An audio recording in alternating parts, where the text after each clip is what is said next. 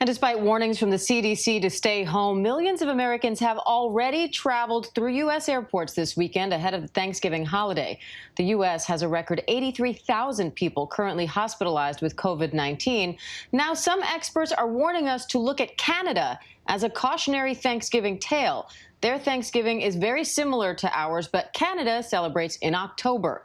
Since then, the country's daily cases have more than doubled. Infectious disease specialist Dr. Todd Ellerin joins me now with more on this. Dr. Ellerin, good afternoon. What do you think when you see where the U.S. numbers are right now and you see what Canada is experiencing a few weeks after their Thanksgiving? This is very concerning, Diane, and you know how we've done after holidays in the past, whether it was Memorial Day, 4th of July, Labor Day. We've had surges after all these holidays. Given where our baseline is, around 200,000 cases a day with escalating hospitalizations, there's no question that there's going to be more surges after Thanksgiving. And a lot of people are trying to get tested for COVID before the holiday. Now Quest Diagnostics is saying to expect longer wait times to get results. So what does that mean from a public health standpoint? Right. I mean, we're seeing long lines. Testing is an important part of our public health measures because we want to find out who's positive so then we can isolate them, trace their contacts. The longer it takes to get these test results back, the less, the more challenging the public health measures are. And it just will lead to more spread of the virus. So if you do get your results back and you're negative, what precautions do you have to take if you're getting together with other households?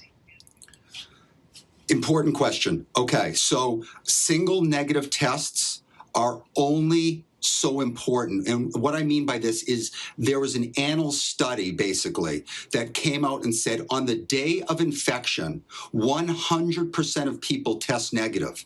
After an additional 3 days, so day 4, that's typically 1 day before the onset of symptoms, 62% of patients had false negatives. On the day when patients developed symptoms of COVID-19, 38% had false negatives. And these tests were most accurate on day 8 or 3 days after the onset of symptoms, where there was still 20% false negatives. What does this all mean? It means a single negative test is not a license to take off our masks. It's not a license to congregate in close proximity, especially indoors around the holidays or even whether it's not the holidays. But it's really concerning. I want people to understand that it's not a take off the mask free card if you test negative. All right, understood. And let's get to the good news. AstraZeneca is reporting that its COVID vaccine is, in their words, highly effective. They say 70% overall, and that the group that received half a dose followed by a full dose boost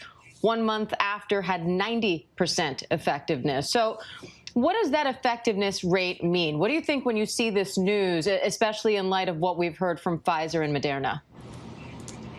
That's the point. So if we got this information 3 weeks ago, we'd be just bursting at the seams compared to our flu effectiveness, the flu vaccine, which is we're happy if it's 50%. So we're trying to figure out why overall was it 70%. It's peculiar. One thing I want you to remember, the AstraZeneca clinical trial did have a pause. So one question is how many patients only got a single dose of the vaccine and actually got COVID-19 before they got that second dose? Not sure if that's part of the statistics we're hearing. But the other point I want you to you mentioned is that the fact that there was the first dose when it was half dose and the second dose was full dose, that had up to 90% effectiveness. Now, that's also peculiar. Why would the half dose first give you the highest result as opposed to full dose for the first and second vaccines? Again, these are things that need to be explained. I just want to caution the public. We have to be careful when we're comparing across trials. We have to really wait for these final results. I want to be encouraging, though, with this vaccine. It's likely going to be less expensive, and it only requires refrigeration. And the AstraZeneca Oxford group is using a viral vector to deliver in order to deliver the genes that are going to make the spike protein. Why that's good news is when you're using viral vectors, remember, viruses can replicate, and you can really scale up this. So there should be a lot of this vaccine for the world. But it remains to be seen, as we get final results from this company. All right, Dr. Ellerin, thank you as always. Hi, everyone. George Stephanopoulos here. Thanks for checking out the ABC News YouTube channel. If you'd like to get more videos, show highlights, and watch live event coverage, click on the right over here to subscribe to our channel. And don't forget to download the ABC News app for breaking news alerts. Thanks for watching.